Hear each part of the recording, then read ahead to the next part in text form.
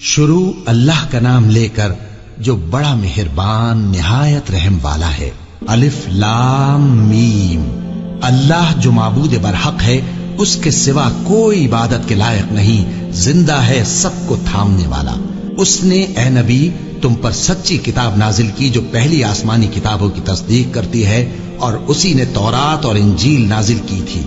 یہ دو کتابیں اس نے پہلے نازل کی تھیں لوگوں کی ہدایت کے لیے، اور پھر قرآن جو حق اور باطل کو الگ الگ کر دینے والا ہے نازل کیا۔ جو لوگ اللہ کی آیتوں کا انکار کرتے ہیں ان کو سخت عذاب ہوگا، اور اللہ زبردست ہے، بدلہ لینے والا ہے۔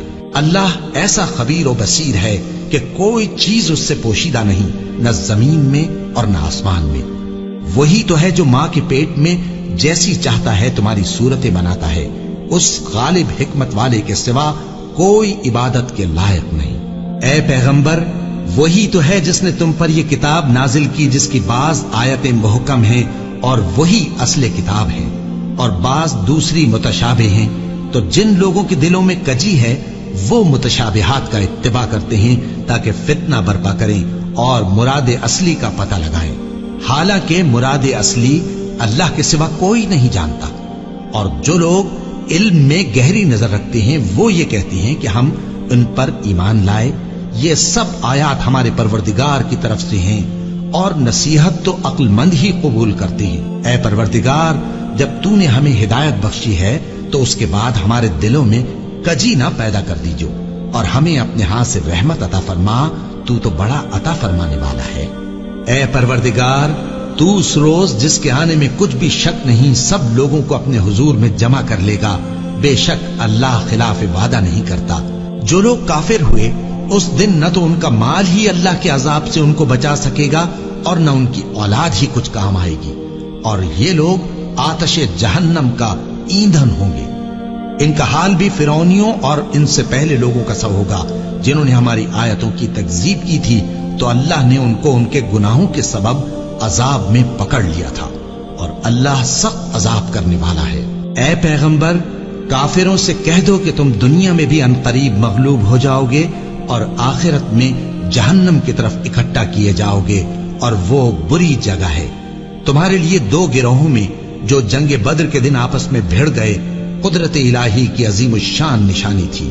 ایک گروہ مسلمانوں کا تھا، وہ اللہ کی راہ میں لڑ رہا تھا، اور دوسرا گروہ کافروں کا تھا، وہ ان کو اپنی آنکھوں سے اپنے سے دگنا مشاہدہ کر رہا تھا۔ اور اللہ اپنی نصرت سے جس کو چاہتا ہے مدد دیتا ہے۔ جو اہل بصارت ہیں ان کے لیے اس واقعے میں بڑی عبرت ہے۔ لوگوں کو ان کی خواہشوں کی چیزیں یعنی عورتیں اور بیٹے اور سونے اور چاندی کے بڑے بڑے ڈھیر اور نشان لگے ہوئے گھوڑے اور مویشی اور کھیتی بڑی زینت دار معلوم ہوتی ہیں، مگر یہ سب دنیا ہی کی زندگی کے سامان ہیں، اور اللہ کے پاس بہت اچھا ٹھکانہ ہے۔ اے پیغمبر، ان سے کہو کہ بھلا میں تم کو ایسی چیز بتاؤں جو ان چیزوں سے کہیں اچھی ہو؟ سنو، جو لوگ پرہیزگار ہیں ان کے لیے اللہ کے ہاں باغات بہشت ہیں جن کے نیچے نہریں بہ رہی ہیں، ان میں وہ ہمیشہ رہیں گے، اور پاکیزہ بیویاں ہیں، اور سب سے بڑھ کر اللہ کی خوشنودی۔ اور اللہ اپنے سب بندوں کو دیکھ رہا ہے جو اللہ سے التجا کرتے ہیں کہ اے پروردگار، ہم ایمان لے آئے سو ہم کو ہمارے گناہ معاف فرما اور ہم کو دوزخ کے عذاب سے محفوظ رکھ۔ یہ وہ لوگ ہیں جو مشکلات میں صبر کرتے اور سچ بولتے اور عبادت میں لگے رہتے اور نیکی میں خرچ کرتے اور اوقات سحر میں گناہوں کی معافی مانگا کرتے ہیں۔ اللہ تو اس بات کی گواہی دیتا ہے کہ اس کے سوا کوئی معبود نہیں، اس حال میں کہ وہ انصاف کا حاکم ہے، اور فرشتے اور علم والے بھی گواہی دیتے ہیں کہ اس غالب حکمت والے کے سوا کوئی لائق عبادت نہیں۔